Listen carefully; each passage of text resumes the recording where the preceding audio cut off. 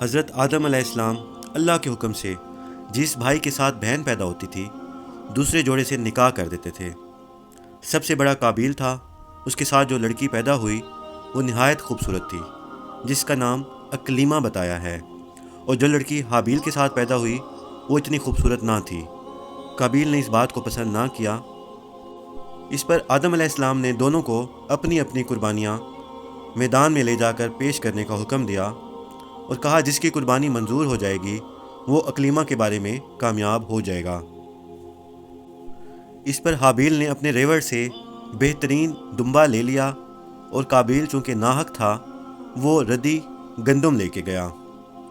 اس زمانے میں اللہ کا حکم یہ تھا کہ ایک آگ آ کر جو صدقہ اور قربانی منظور ہوتی اس کو جلا دیتی، اور جو نا منظور ہوتی اس کو نہ جلاتی۔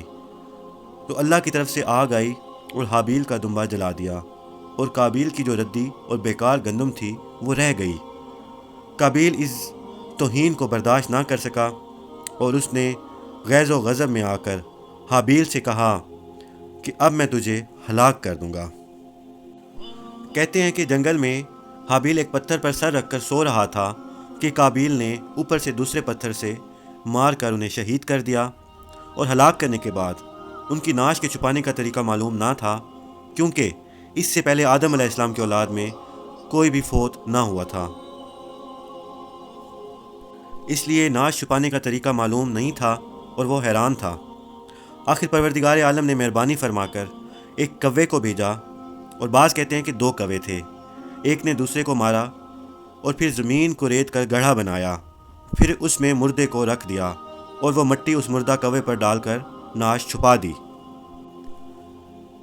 امام احمد نے اپنی مسند میں حضرت عبداللہ بن مسعود رضی اللہ تعالیٰ عنہ سے روایت کی ہے کہ رسول اللہ صلی اللہ علیہ وآلہ وسلم نے فرمایا کہ دنیا میں جب بھی کوئی ظلم سے ہلاک ہوتا ہے تو اس کا ایک گناہ آدم علیہ السلام کے پہلے بیٹے قابیل کی گردن پر بھی ضرور ہوتا ہے، اس لیے کہ یہ وہ شخص ہے جس نے ظالمانہ ہلاکت کی ابتدا کی اور اس طرح کا ناپاک عمل جاری کیا۔